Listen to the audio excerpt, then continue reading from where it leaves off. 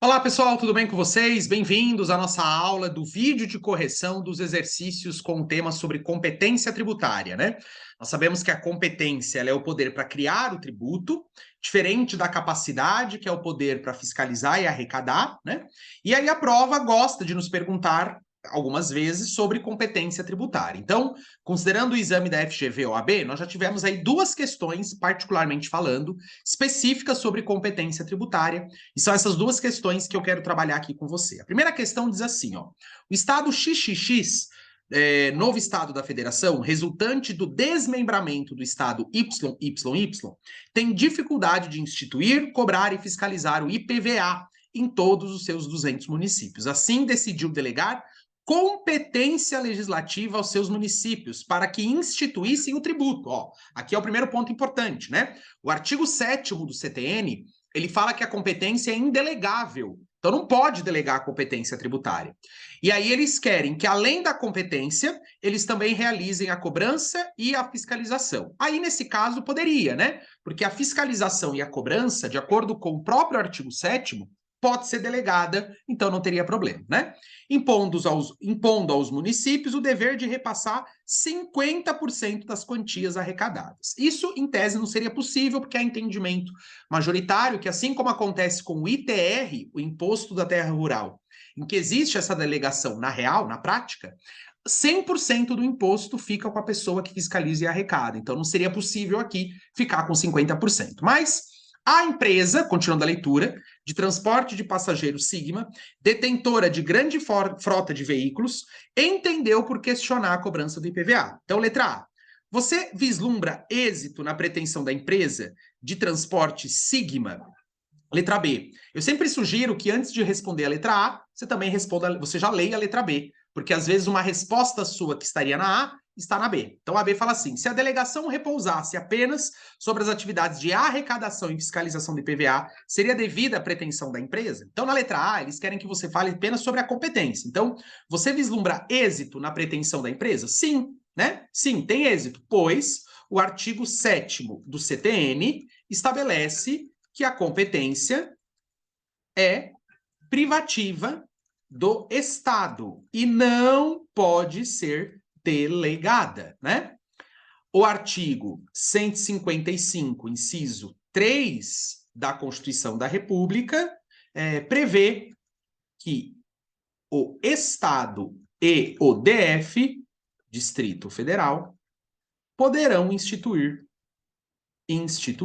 o IPVA, tá? Então aqui eu falo que o artigo 7º estabelece que a competência do artigo... Na verdade, o artigo 7º ele não fala que é a competência do Estado, mas ele fala que não pode ser delegada. E o 155.3 da Constituição é que diz que poderão somente o Estado e o DF, tá? Letra B. Se a delegação repousasse apenas sobre a atividade de arrecadação e fiscalização, seria devida à pretensão da empresa? Não, pois a capacidade tributária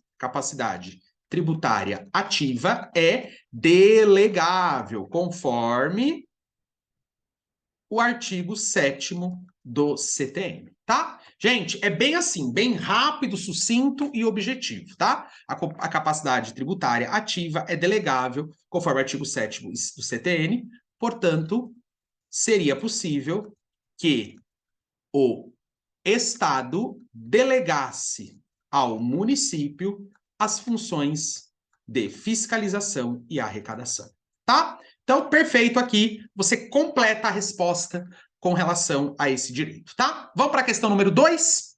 Joana é proprietária de um único imóvel, a saber, uma pequena gleba rural, situada no município X, onde tem seu domicílio que explora sozinha atividade rural de plantio de hortaliças orgânicas. Em 2021, Joana foi surpreendida com a notificação do fisco municipal, autuando-a por não recolhimento do valor do ITR, referente aos últimos 5 anos, pois apesar de ser proprietária de tal imóvel rural, há 2 décadas ela nunca recolheu esse imposto, né? Diante desse cenário, responda aos itens a seguir. Letra A. Poderia o fisco municipal exercer a função, né, de fiscalização do ITR? Letra B. É devido o ITR referente aos últimos 5 anos por parte de Joana? Então, a nossa primeira resposta é sim, né? Pois a delegação da capacidade tributária ativa, qual seja as funções de fiscalização e arrecadação, são delegáveis, conforme o artigo 7º do CTN. No caso do ITR, a Constituição da República prevê tal possibilidade no artigo 153, parágrafo 3º, inciso, estou aqui com a minha Constituição aberta, artigo 153, parágrafo 4º, né? Inciso 3º, parágrafo 4º, inciso 3º da Constituição, tá? Então, veja, sim, pois a delegação da capacidade tributária ativa, qual seja as funções de fiscalização e arrecadação são delegáveis, conforme o artigo 7º do CTN, e no caso do ITR, a Constituição prevê tal possibilidade no artigo 153, parágrafo 4º, inciso 3, tá bom? B, é devido o ITR referente aos últimos 5 anos por parte do Joana? Veja, pessoal, a Joana foi surpreendida porque ela não recolhe o ITR referente aos últimos 5 anos. Então, lembre-se que aqui nós estamos falando da decadência, né? Eu posso cobrar o ITR retroativo? Posso, né? Então, é devido? Sim. Referente? Sim. Pois o período de 5 anos é o prazo máximo, para que a administração... Ah, doutores, só uma coisinha. Detalhe aqui importante, que eu quase deixei passar despercebido depois que mentalmente eu li o exercício. Ó, ela tem uma pequena gleba e explora sozinha o imóvel. Um único imóvel explora sozinha. Então, aqui, na verdade, ele não está querendo saber sobre a decadência. Aqui, na verdade, ele está querendo saber sobre a imunidade tributária, né? Então, aqui, é devido? Não, pois o artigo 153, parágrafo 4º, inciso 2 da Constituição, estabelece a imunidade tributária do ITR para os proprietários de pequenas glebas rurais, tá?